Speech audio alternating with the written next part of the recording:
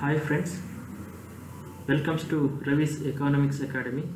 Myself Ravi CH, Assistant Professor in Economics, Kodachadri Government Federal College, Hosanagara. In this video, I am going to deliver a lecture on the topic Methods of Performance Appraisal. ಕಾರ್ಯನಿರ್ವಹಣಾ ಮೌಲ್ಯಮಾಪನದ ವಿಧಾನಗಳು. ಕುವೆಂಪು ವಿಶ್ವವಿದ್ಯಾನಿಲಯದ BA 6ನೇ ಸೆಮಿಸ್ಟರ್ನ ವಿದ್ಯಾರ್ಥಿಗಳಿಗೆ ಇರುವಂತಹ ಪಠ್ಯಕ್ರಮವಾದ human resource management ಎಂಬ ವಿಷಯದ methods of performance appraisal ಎಂಬ ಟಾಪಿಕ್ನ ಬಗ್ಗೆ ಈ ವಿಡಿಯೋದಲ್ಲಿ ಮಾಹಿತಿಯನ್ನು ನೀಡಲಿದ್ದೇನೆ.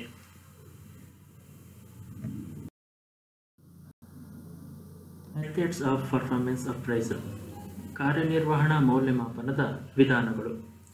There are two types of methods of performance appraisal.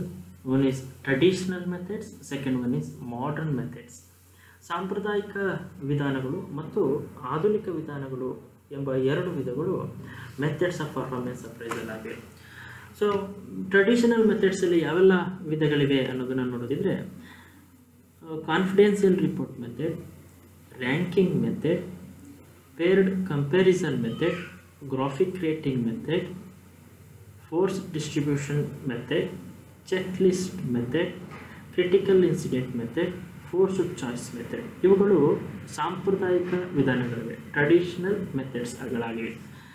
ಇನ್ನು ಮಾಡರ್ನ್ ಮೆಥಡ್ಸಲ್ಲಿ ಯಾವೆಲ್ಲ ಬರ್ತವೆ ಅಂತ ಹೇಳಿದ್ರೆ, ಮೊದಲನೇದು assessment centre, human resource accounting, behaviourally anchored rating scales method, management by objectives, 360 degree performance appraisal.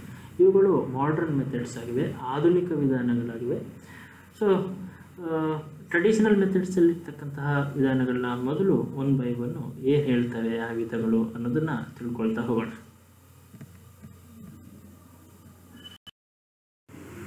Traditional methods, ಸಾಂಪ್ರದಾಯಿಕ ವಿಧಾನಗಳು.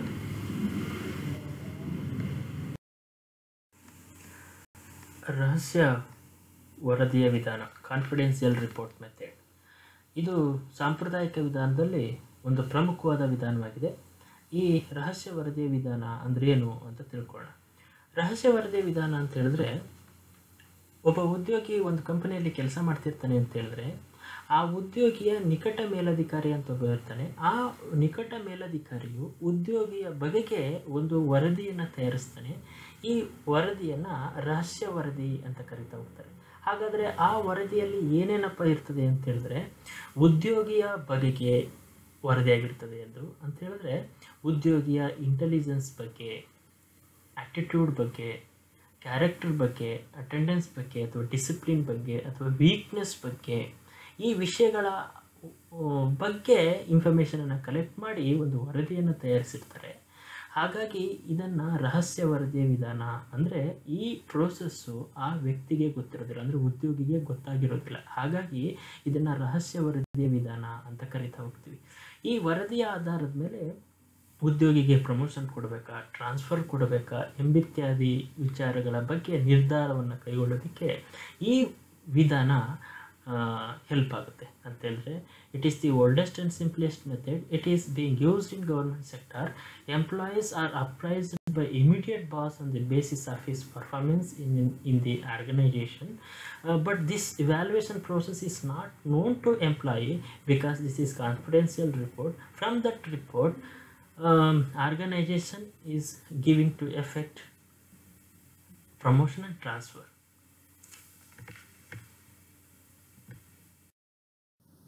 ರ್ಯಾಂಕಿಂಗ್ ಮೆಥಡ್, ಶ್ರೇಣೀಕರಣದ ವಿಧಾನ.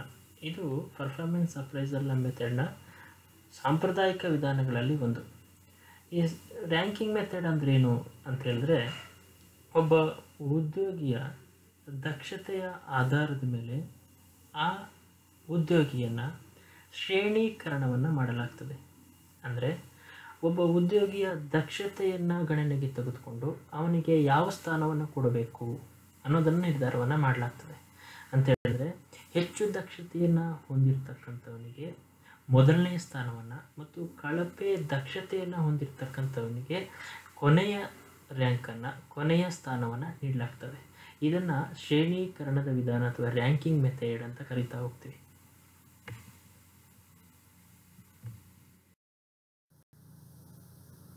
Under this method, employees are ranked from best to worst on some characteristics. If there are 5 workers in a work group, the most efficient employee may be ranked as number 1 and the least efficient employee as number 5. So this is an example for that method. ಇಲ್ಲಿ 5 ಉದ್ಯೋಗಿಗಳು ಒಂದು ಕಂಪನಿಯಲ್ಲಿ ಕೆಲಸ ಮಾಡ್ತಾರೆ ಅಂತ ಹೇಳಿದ್ರೆ ಅವರ ದಕ್ಷತೆಯ ಆಧಾರದ ಮೇಲೆ ಅವರಿಗೆ ರ್ಯಾಂಕನ್ನು ನೀಡಲಾಗ್ತಾ ಹೋಗ್ತದೆ. ಎ ಅನ್ನೋ ಒಬ್ಬ ಉದ್ಯೋಗಿಗೆ 2ನೇ ರ್ಯಾಂಕನ್ನು ನೀಡಲಾಗಿದೆ, ಬಿ ಅನ್ನೋ ಒಬ್ಬ ಉದ್ಯೋಗಿಗೆ 1ನೇ ರ್ಯಾಂಕನ್ನು ನೀಡಲಾಗಿದೆ, ಸಿ ಅನ್ನೋ ಉದ್ಯೋಗಿಗೆ 3ನೇ ರ್ಯಾಂಕು, ಡಿ ಉದ್ಯೋಗಿಗೆ 5ನೇ ರ್ಯಾಂಕು, ಇ ಅನ್ನೋ ಉದ್ಯೋಗಿಗೆ 4ನೇ ರ್ಯಾಂಕು ಅಂತ ಹೇಳಿದ್ರೆ ಈ ರ್ಯಾಂಕನ್ನು ನೀಡಲಾಗಿರೋದು ಯಾವ ಆಧಾರದ ಮೇಲೆ ಅಂತ ಹೇಳಿದ್ರೆ ಅವರ ದಕ್ಷತೆಯ ಆಧಾರದ ಮೇಲೆ ನೀಡಲಾಗಿದೆ. ಈ ಉದಾಹರಣೆಯಲ್ಲಿ ಬಿ ಅನ್ನೋ ಒಬ್ಬ ಉದ್ಯೋಗಿ ಹೆಚ್ಚು ದಕ್ಷತೆಯನ್ನು ಹೊಂದಿರತಕ್ಕಂತಹ ಉದ್ಯೋಗಿಯಾಗಿದ್ದಾನೆ, ಅವನು ಫಸ್ಟ್ ರ್ಯಾಂಕನ್ನು ಪಡ್ಕೊಂಡಿದ್ದಾನೆ. ಹಾಗೂ ಇಲ್ಲಿ ಡಿ ಅನ್ನೋ ಒಬ್ಬ ಉದ್ಯೋಗಿ ಕಳಪೆ ದರ್ಜೆಯ ದಕ್ಷತೆಯನ್ನು ಹೊಂದಿರತಕ್ಕಂಥ ಉದ್ಯೋಗಿಯಾಗಿದ್ದಾನೆ, ಅವನಿಗೆ 5ನೇ ರ್ಯಾಂಕನ್ನು ನೀಡಲಾಗಿದೆ.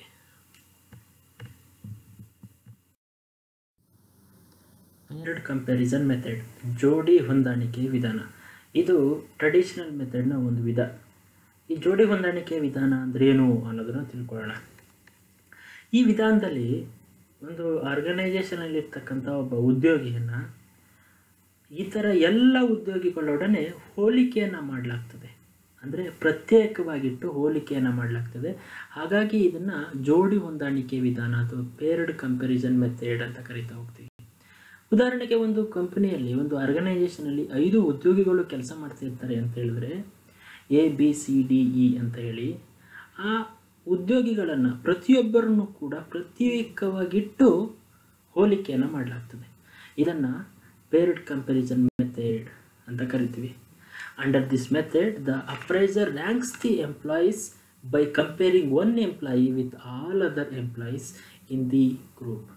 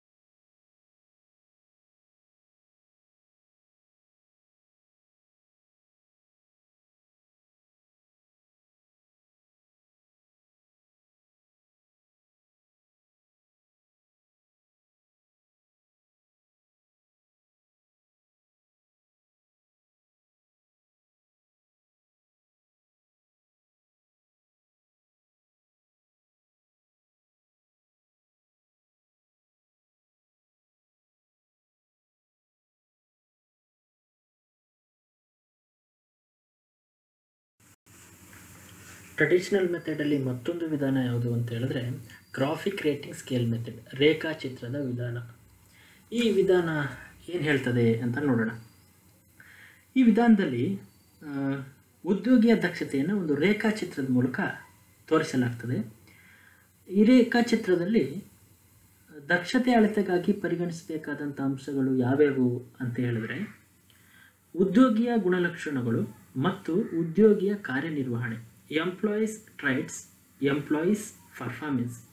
ಅಂದರೆ ಅರ್ಥ ಏನು ಅಂತ ಹೇಳಿದ್ರೆ ಇಲ್ಲಿ the factors taken into consideration include both the personal characteristics and characteristics related to the job performance of the employees ಅಂತ ಹೇಳಿದ್ರೆ ಉದ್ಯೋಗಕ್ಕೆ ಬೇಕಾದಂತಹ ಕ್ಯಾರೆಕ್ಟರಿಸ್ಟಿಕ್ಸು ಮತ್ತು ಪರ್ಸನಲ್ ಕ್ಯಾರೆಕ್ಟರಿಸ್ಟಿಕ್ಸು ಎರಡನ್ನೂ ಕೂಡ ಇಲ್ಲಿ ಗಣನೆಗೆ ತೆಗೆದುಕೊಂಡು ಇಲ್ಲಿ ಒಂದು ಗ್ರಾಫಿಕ್ ರೇಟಿಂಗ್ ಸ್ಕೇಲನ್ನು ಮಾಡಲಾಗ್ತದೆ. ಹಾಗಾದರೆ ಎಂಪ್ಲಾಯೀಸ್ ಟ್ರೇಟ್ಸ್, ಉದ್ಯೋಗಿಯ ಗುಣಲಕ್ಷಣಗಳು ಯಾವ್ಯಾವು ಅಂತ ಹೇಳಿದ್ರೆ ನಾಯಕತ್ವ ಇರ್ಬೋದು, ವಿಧೇಯತೆ ಇರ್ಬೋದು, ವಿಶ್ವಾಸಾರ್ಹತೆ ಇರ್ಬೋದು, ಕೆಲಸ ಮಾಡುವ ಪ್ರವೃತ್ತಿ ಇರ್ಬೋದು, ಸಹೋದ್ಯೋಗಿಯ ಬಗೆಗೆ ಹೊಂದಿಕೊಳ್ಳುವಂತಹ ಮನೋಭಾವನೆ ಇರ್ಬೋದು. ಇವೆಲ್ಲವೂ ಕೂಡ ಉದ್ಯೋಗಿಯ ಗುಣಲಕ್ಷಣಗಳು. ಅಥವಾ ಜಾಬ್ ಪರ್ಫಾರ್ಮೆನ್ಸ್ ಕ್ಯಾರೆಕ್ಟರಿಸ್ಟಿಕ್ಸ್ ಯಾವ್ಯಾವು ಅಂತ ಹೇಳಿದ್ರೆ ಒಂದು ಜವಾಬ್ದಾರಿಯನ್ನು ಎದುರಿಸುವಂಥದ್ದು, ಆ ವ್ಯಕ್ತಿಯಿಂದ ಉತ್ಪಾದಿಸಲ್ಪಟ್ಟ ವಸ್ತುಗಳ ಗುಣಮಟ್ಟ ಇರ್ಬೋದು, ಸಮಸ್ಯೆಯನ್ನು ಎದುರಿಸ್ತಕ್ಕಂತಹ ಬಗೆ ಇರ್ಬೋದು. ಇವೆಲ್ಲವೂ ಕೂಡ ಜಾಬ್ನ ಕ್ಯಾರೆಕ್ಟರಿಸ್ಟಿಕ್ಸ್ ಆಗಿರ್ತವೆ. ಸೊ ಹೀಗೆ ಇವೆರಡು ಕ್ಯಾರೆಕ್ಟರಿಸ್ಟಿಕ್ಸ್ನ ಹೋಲಿಕೆ ಮಾಡಿ ಆ್ಯಕ್ಚುವಲ್ ಡಿಸೈರ್ಡ್ ಕ್ಯಾರೆಕ್ಟರಿಸ್ಟಿಕ್ ಏನು ಬೇಕು ಅನ್ನೋದನ್ನು ಈ ವಿಧಾನದಲ್ಲಿ ಕಂಡುಹಿಡಿಯಲಾಗ್ತದೆ. ಸೊ ಆ ಮೂಲಕ ಆ ವ್ಯಕ್ತಿಯ ಅಂದರೆ ಉದ್ಯೋಗಿಯನ್ನು ದಕ್ಷತೆಯನ್ನು ನೋಡಲಾಗ್ತದೆ. Under this method rater is going to consider both the personal characteristic and job related characteristics.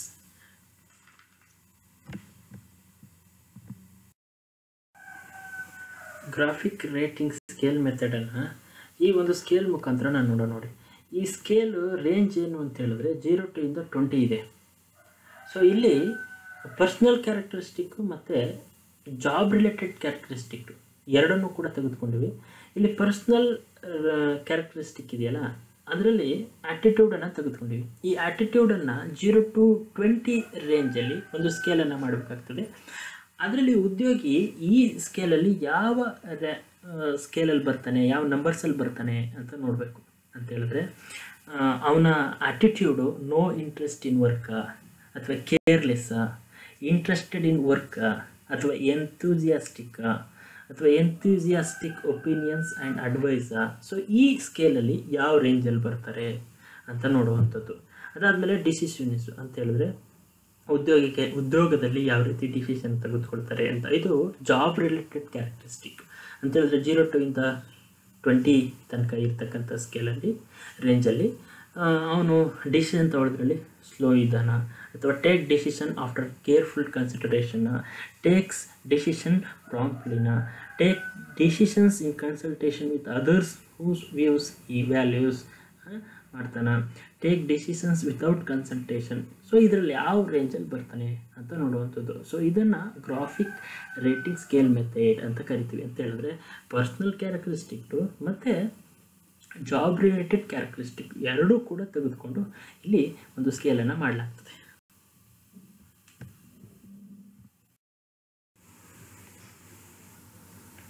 Performance ಅಪ್ರೈಸನ್ನು ಸಾಂಪ್ರದಾಯಿಕ ವಿಧಾನಗಳಲ್ಲಿ ಮತ್ತೊಂದು ವಿಧಾನ ಯಾವುದು ಅಂತ ಹೇಳಿದ್ರೆ ಚೆಕ್ ಲಿಸ್ಟ್ ಮೆಥಡ್, ಪ್ರಶ್ನಾವಳಿಯ ವಿಧಾನ. ಹಿಂಗಂದ್ರೇನು ಅಂತ ತಿಳ್ಕೊಳ್ಳೋಣ. ಉದ್ಯೋಗಿಗೆ ಸಂಬಂಧಪಟ್ಟಂತೆ ಗುಣಲಕ್ಷಣಗಳು ಮತ್ತು ಕಾರ್ಯನಿರ್ವಹಣೆಯನ್ನು ವಿವರಿಸುವಂತಹ ಹೇಳಿಕೆಗಳಿಗೆ ಸಂಬಂಧಪಟ್ಟಂತಹ ಒಂದು ಪಟ್ಟಿಗೆ ಪ್ರಶ್ನಾವಳಿ ಅಂತ ಕರಿತೀವಿ. ಸೊ ಈ ಪ್ರಶ್ನಾವಳಿಗಳು ಚಿಕ್ಕ ಚಿಕ್ಕ ಪ್ರಶ್ನೆಗಳನ್ನು ಒಳಗೊಂಡಿರ್ತವೆ. ಆ ಪ್ರಶ್ನೆಗಳು ಯಾವ ಥರ ಆಗಿರ್ತವೆ ಅಂತ ಹೇಳಿದ್ರೆ yes or no type of questions. So ಈ ಪ್ರಶ್ನೆಗಳ ಮೂಲಕ ಉದ್ಯೋಗಿಯ ನಡವಳಿಕೆ ಮತ್ತು ಅವನ ಕಾರ್ಯದಕ್ಷತೆಯನ್ನು ತಿಳ್ಕೊಬೋದಾಗಿರ್ತದೆ.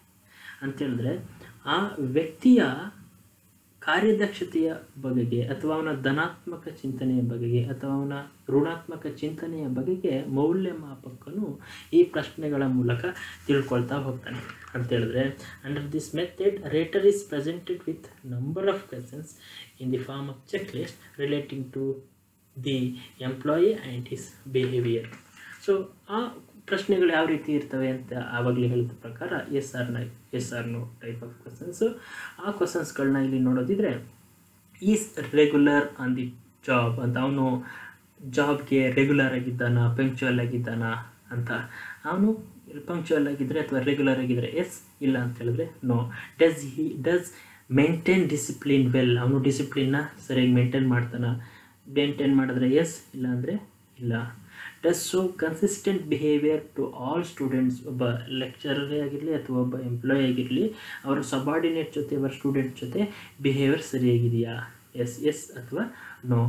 ಈಸ್ ಇಂಟ್ರೆಸ್ಟೆಡ್ ಇನ್ ಜಾಬಲ್ಲಿ ಇಂಟ್ರೆಸ್ಟನ್ನು ಹೊಂದಿದ್ದಾನ, ಎಸ್ ಅಥವಾ ಇಲ್ಲ. ಡಸ್ ಎವರ್ ಮೇಕ್ ಮಿಸ್ಟೇಕ್ಸ್, ಮಿಸ್ಟೇಕ್ಸನ್ನು ಯಾವಾಗಾರು ಮಾಡಿದಾನ? ಎಸ್ ಇದ್ದರೆ ಮಾಡಿದರೆ ಎಸ್, ಇಲ್ಲಾಂದರೆ ಇಲ್ಲ. Does show favouritism to particular students ಅಥವಾ ಪರ್ಟಿಕ್ಯುಲರ್ ಕಲೀಗ್ಸ್ ಮಾಡಿದಾನ? ಅಥವಾ ಎಸ್ ಅಥವಾ ಇಲ್ಲ. ಈಸ್ ವಿಲ್ಲಿಂಗ್ ಟು ಹೆಲ್ಪ್ ಕಲೀಗ್ಸ್ಗೆ ಹೆಲ್ಪ್ ಮಾಡೋಕ್ಕೆ ಮುಂದೆ ಬರ್ತಾನ? ಇದ್ದರೆ ಎಸ್, ಇಲ್ಲಾಂದರೆ ಇಲ್ಲ. ಈ ರೀತಿ ಕ್ವಶನ್ಸ್ಗಳನ್ನು ರಚನೆ ಮಾಡೋದ್ರ ಮೂಲಕ ಇಲ್ಲಿ ಉದ್ಯೋಗಿಯ ಪಾಸಿಟಿವ್ ಅಥವಾ ನೆಗೆಟಿವ್ ಥಿಂಕಿಂಗ್ ಬಗ್ಗೆ, ಅವನ ಬಿಹೇವಿಯರ್ ಬಗ್ಗೆ ತಿಳ್ಕೊಳ್ಳಲಾಗ್ತದೆ ಈ ವಿಧಾನದಲ್ಲಿ.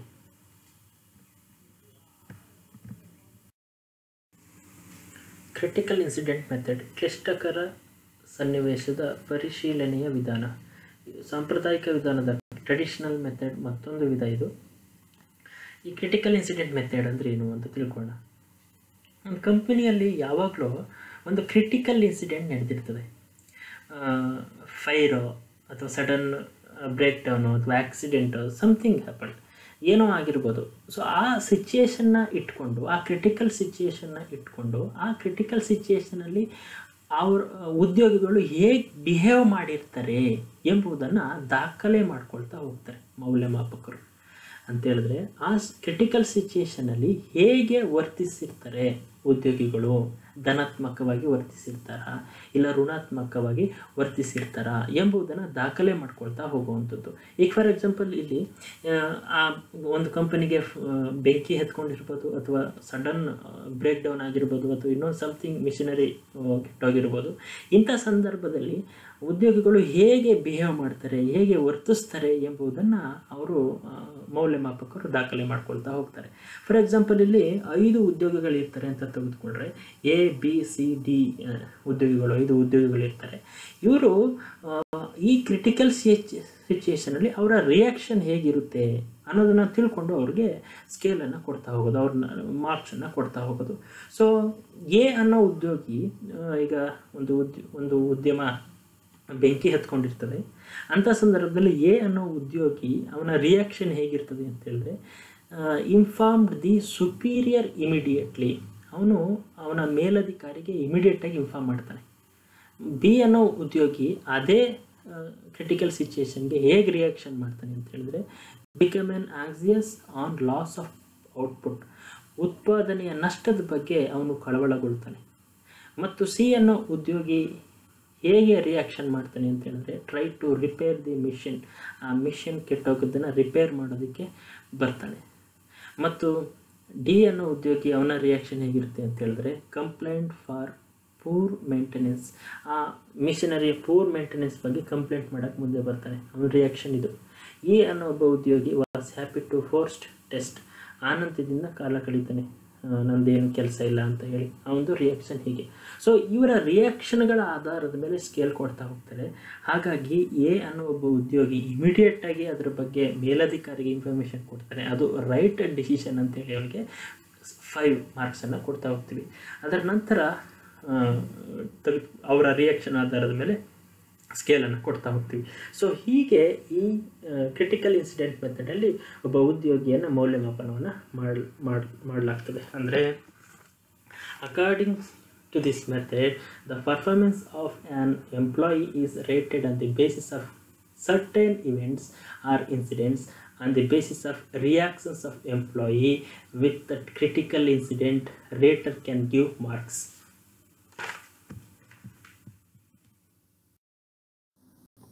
ಫಾಸ್ಟ್ ಡಿಸ್ಟ್ರಿಬ್ಯೂಷನ್ ಮೆಥಡ್, ಒತ್ತಾಯದ ಹಂಚಿಕೆ ವಿಧಾನ.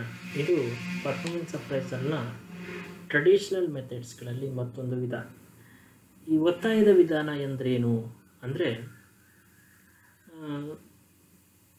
ಮೌಲ್ಯಮಾಪಕನು ಅಲ್ಲಿರ್ತಕ್ಕಂಥ ಎಲ್ಲ ಉದ್ಯೋಗಿಗಳನ್ನು ಪರಿಶೀಲಿಸಿ ಅವರನ್ನು ನಿರ್ದಿಷ್ಟಪಡಿಸಿದಂತಹ ದಕ್ಷತೆಯ ಶ್ರೇಣಿಗಳಲ್ಲಿ ಹಂಚಿಕೆ ಮಾಡ್ತಾ ಹೋಗ್ತಾನೆ. ಅಂದರೆ ಅವರ ದಕ್ಷತೆಯ ಆಧಾರದ ಮೇಲೆ ಅವರನ್ನು ಒಂದು 4-5 ಗುಂಪುಗಳಾಗಿ ವಿಂಗಡಿಸ್ಕೋಬಹುದು. ಅಂದರೆ in this method the employees are rated for overall performance and not for each trait. This method requires the rater to distribute his ratings to follow determined distribution.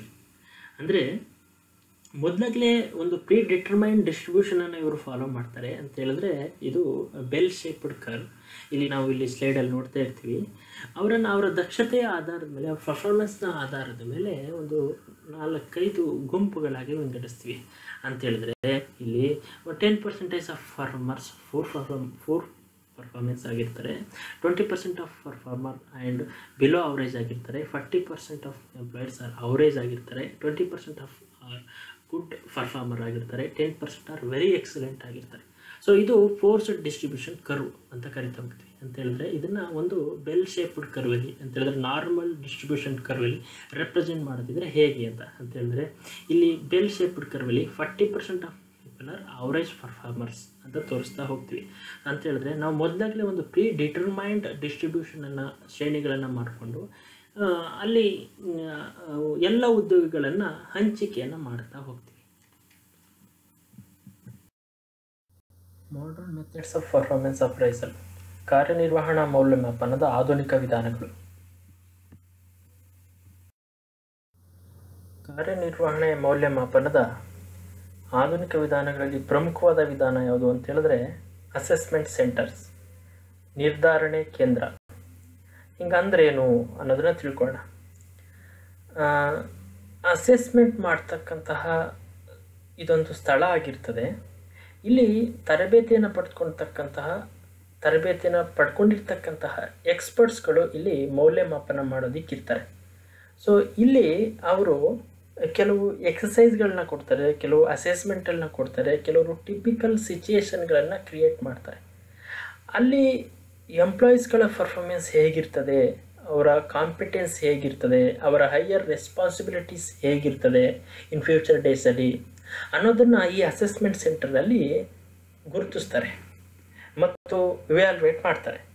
ಅಂಥೇಳಿದ್ರೆ interpersonal skills, communication skills, planning skills ಮತ್ತು self confidence ಅಥವಾ typical ಸಿಚುಯೇಷನ್ನ manage ಮಾಡುವಂಥದ್ದು, ಇವೆಲ್ಲನೂ ಕೂಡ ಆ assessment ಸೆಂಟರಲ್ಲಿ observe ಮಾಡಿ ಒಂದು certificate ರೀತಿಯಲ್ಲಿ ಗುರುತಿಸ್ತಾರೆ. ಸರ್ಟಿಫಿಕೇಟನ್ನು ಕೊಟ್ಟು ಅವರಿಗೆ ಪ್ರೈಸ್ ಮಾಡ್ತಾರೆ.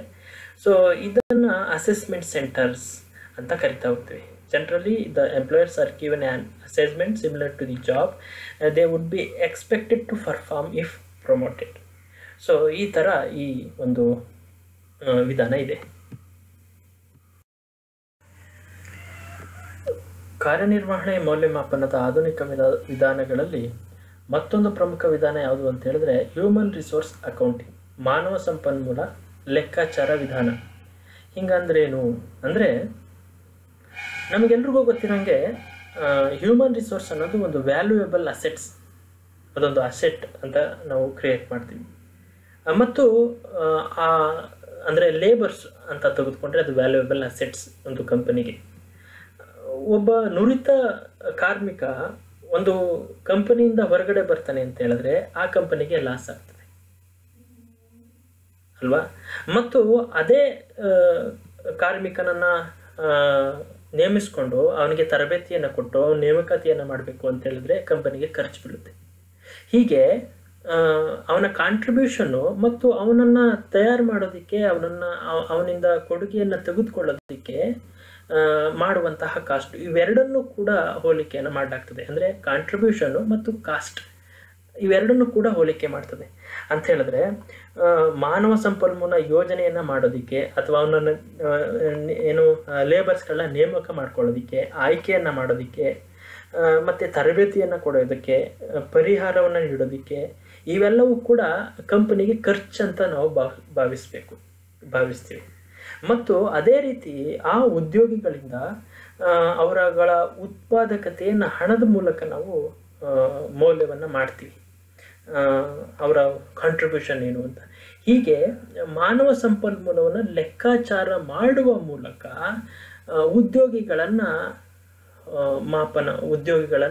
ಉದ್ಯೋಗಿಗಳ ದಕ್ಷತೆಯನ್ನು ನಾವು ಇಲ್ಲಿ ಅಳತೆ ಮಾಡ್ತೀವಿ. ಸೊ ಈ ಒಂದು ವಿಧಾನದ ಮೂಲಕ ಹೇಗೆ ಕಂಪನಿಯಲ್ಲಿ ಮಾನವ ಸಂಪನ್ಮೂಲ ಲೆಕ್ಕಾಚಾರದ ಮೂಲಕ ಉದ್ಯೋಗಿಯ ದಕ್ಷತೆಯನ್ನು ಅಳತೆ ಮಾಡ್ಬೋದು ಅನ್ನೋದನ್ನು ತಿಳ್ಕೋಬೋದಾಗಿರ್ತದೆ.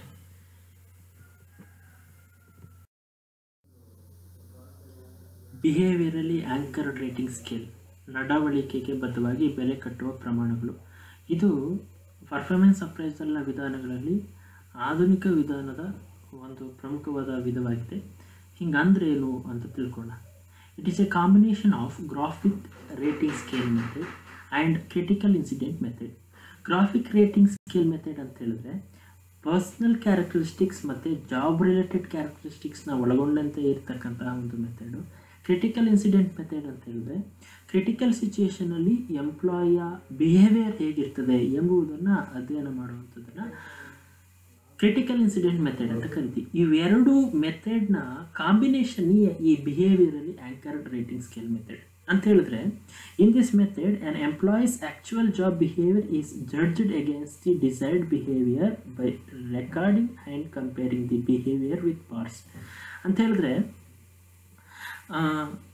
ಎಂಪ್ಲಾಯಿಯ ಆ್ಯಕ್ಚುಯಲ್ ಬಿಹೇವಿಯರ್ ಏನಿರ್ತದೆ ಅದನ್ನು ಡಿಸೈರ್ಡ್ ಬಿಹೇವಿಯರ್ ಜೊತೆ ಕಂಪ್ಯಾರಿಸನ್ ಮಾಡಿ ನೋಡೋವಂಥ ವಿಧಾನವನ್ನು ಬಿಹೇವಿಯರಲಿ ಆ್ಯಂಕರ್ಡ್ ರೇಟಿಂಗ್ ಸ್ಕೇಲ್ ಮೆಥಡ್ ಅಂತ ಕರಿತಾ ಹೋಗ್ತೀವಿ. ಇದಕ್ಕೆ ಸಂಬಂಧಪಟ್ಟ ಇದನ್ನು ಒಂದು ಉದಾಹರಣೆ ಮೂಲಕ ನೋಡೋದಿದ್ರೆ, ಇಲ್ಲಿ ಎಂಪ್ಲಾಯೀಸ್ನ ಪರ್ಫಾರ್ಮೆನ್ಸ್ ಹೇಗಿರ್ತದೆ ಅನ್ನೋದನ್ನು ಇಲ್ಲಿ ನೋಡ್ತಾ ಇದ್ದೀವಿ, ಮತ್ತು ಅದಕ್ಕೆ ಪಾಯಿಂಟ್ಸ್ ಯಾವ ರೀತಿ ಕೊಡ್ತಾ ಇದ್ದೀವಿ ಅಂತ ನೋಡ್ತೀವಿ, ಮತ್ತು ಅದನ್ನು ಪಾಯಿಂಟ್ಸನ್ನು ಯಾವುದರ ಆಧಾರದ ಮೇಲೆ ಕೊಡ್ತೀವಿ ಅಂತ ಹೇಳಿದ್ರೆ ಅವರುಗಳ ಬಿಹೇವಿಯರ ಆಧಾರದ ಮೇಲೆ ಕೊಡ್ತೀವಿ. ಸೊ ಇದನ್ನು ಇಲ್ಲಿ ನೋಡ್ತಾ ಇದ್ವಿ ಅಂತ ಹೇಳಿದ್ರೆ ಆ ಪರ್ಫಾರ್ಮೆನ್ಸ್ನ ನಾವು ಯಾವ ರೀತಿ ವಿಭಾಗಗಳಾಗಿ ಮಾಡ್ಕೊಂಡಿರ್ತೀವಿ ಅಂತ ಹೇಳಿದ್ರೆ extremely good, good, above average, average, below average, poor, extremely poor ಅಂತ ಮಾಡ್ಕೊಳ್ತಾ ಹೋಗ್ತೀವಿ. ಅಂತ ಹೇಳಿದ್ರೆ ಅವರ ಬಿಹೇವಿಯರ್ ಹೇಗಿರ್ತದೆ ಅನ್ನೋ ಆಧಾರದ ಮೇಲೆ ಈ ಒಂದು ಪರ್ಫಾರ್ಮೆನ್ಸ್ನ ನಾವು ಮಾಡಿದ್ದೀವಿ, ಅದರಂತೆ ನಾವು ಪಾಯಿಂಟ್ಸನ್ನು ಕೊಡ್ತಾ ಹೋಗ್ತೀವಿ.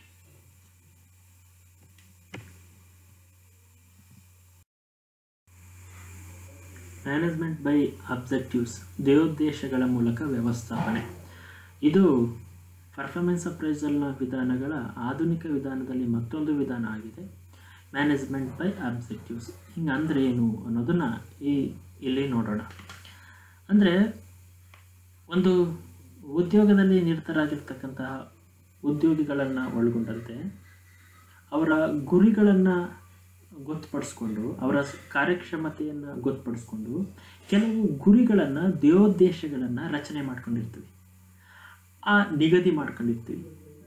ಆ ನಿಗದಿ ಮಾಡ್ಕೊಂಡಿರ್ತಕ್ಕಂತಹ ಗುರಿಗಳನ್ನು ನಾವು ಅಚೀವ್ ಮಾಡಿದ್ದೀವಾ ಅಥವಾ ಆ ಒಂದು ಒಬ್ಬ ಉದ್ಯೋಗಿ ಅಚೀವ್ ಮಾಡಿದ್ದಾನಾ ಎಂಬುದನ್ನು ಕನ್ಸಿಸ್ಟೆಂಟಾಗಿ ಚೆಕ್ ಮಾಡ್ತಾ ಹೋಗ್ತೀವಿ. ಅಂದರೆ ನಾವು ಎಷ್ಟು ಪ್ರಮಾಣದ ನಿಗದಿತ ಗುರಿಯನ್ನು ನಾವು ರೀಚ್ ಆಗಿದ್ದೀವಿ ಅನ್ನೋದನ್ನು ಚೆಕ್ ಮಾಡ್ಕೊಳ್ತಾ ಹೋಗ್ತೀವಿ. ಸೊ ಹಾಗಾಗಿ ಇದನ್ನು ಮ್ಯಾನೇಜ್ಮೆಂಟ್ ಬೈ ಅಬ್ಜೆಕ್ಟಿವ್ಸ್ ಅಂತ ಕರಿತೀವಿ. ಇಲ್ಲಿ establish goals and desired outcomes for each subordinate ಅಂತ ಹೇಳಿದ್ರೆ ಗೋಲ್ಸ್ಗಳನ್ನು ನಿಗದಿ ಮಾಡಿಕೊಂಡು ಆ ನಿಗದಿಪಡಿಸಿದಂತಹ ಗುರಿಗಳಿಗೆ ಎಷ್ಟು ಪ್ರಮಾಣದ ಗುರಿಗಳನ್ನು ನಾವು ರೀಚ್ ಮಾಡಿದ್ದೀವಿ ಅನ್ನೋದನ್ನು, ಸೆಟ್ಟಿಂಗ್ ಎ ಪರ್ಫಾರ್ಮೆನ್ಸ್ ಸ್ಟ್ಯಾಂಡರ್ಡ್ಸನ್ನು ನಾವು ನಿಗದಿ ಮಾಡ್ಕೊಳ್ಳೋದು, comparison of actual goals with goals attained by the employee ಅಂತ ಹೇಳಿದ್ರೆ ನಾವು ನಿಗದಿ ಮಾಡ್ಕೊಂಡಿರ್ತಕ್ಕಂಥ ಆ್ಯಕ್ಚುಯಲ್ ಗೋಲ್ಸ್ ಏನಿದೆ ಅದನ್ನು ರೀಚ್ ಎಷ್ಟು ಮಾಡಿದ್ದೀವಿ ಅಂದರೆ ಎಂಪ್ಲಾಯಿ ಎಷ್ಟು ಅಚೀವ್ ಮಾಡಿದ್ದಾನೆ ಅಂತ. ಸೊ ಈ ಥರ ಅಬ್ಜೆಕ್ಟಿವ್ಸನ್ನು ಅಥವಾ ಗುರಿಗಳನ್ನು ಸೆಟ್ ಮಾಡಿಕೊಂಡು ಆ ಗುರಿಗಳನ್ನು ಎಷ್ಟು ನಾವು ರೀಚ್ ಆಗಿದ್ದೀವಿ ಅನ್ನೋದನ್ನು ಹೇಳೋದೇ management by objectives.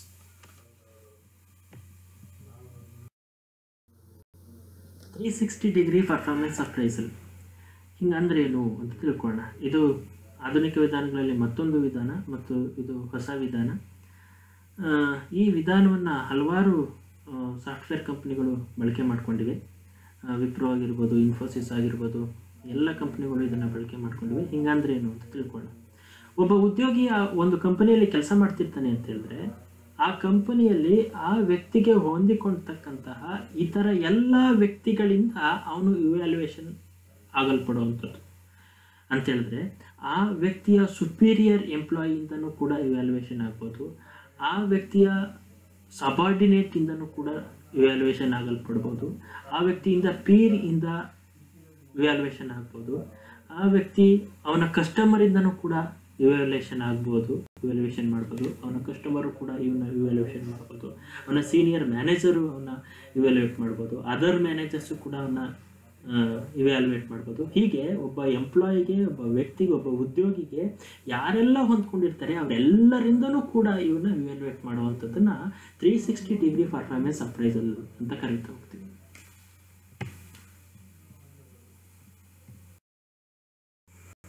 Thank you.